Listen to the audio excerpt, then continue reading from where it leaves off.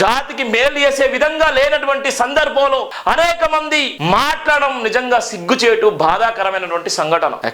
ఇక్కడ సీఎం గారితోనే నేను ఉన్నాను, ఇక్కడ సీఎం గారితో కూడా నేను ఉన్నాను. నన్ను మేధావిగా పిలవలేదు, ఒక ఇంటెలెక్చువల్ కూడా పిలవలేదు. ఒక జాతి బిడ్డగా, ఒక జాతిలో 9 సంవత్సరాల కంచెలు ఒక జేబీఎం అనే సంస్థను నడిపిస్తూ ఇలా అనేక మందికి భరోసానిస్తూ మేము ఉన్నామనేటువంటి ధైర్యాన్ని ఇచ్చి ప్రపంచవ్యాప్తంగా దేశవ్యాప్తంగా అనేక మందికి ఈ నినాదాన్ని తీసుకుపోయే క్రమంలో ముఖ్యమంత్రి గారి ఆదేశాల మేరకు పిలిపించిన నేపథ్యంలో ముఖ్యమంత్రి గారే స్వల్పంగా పెరుగుతుందన్నా మీ శాతం తగ్గిందని వాస్తవమే అని చెప్పినటువంటి సందర్భాలని మరి దానికి మనోళ్ళు ఇష్టానుసారంగా చేస్తున్నారు. ఇలా మేధావులు చెప్పుకుంటారు, ఎవరు మేధావులో అర్థం కాని పరిస్థితి. మేధావులు అంటే మీకు ఏమైనా సర్టిఫై చేసిల్లా మేధావులని?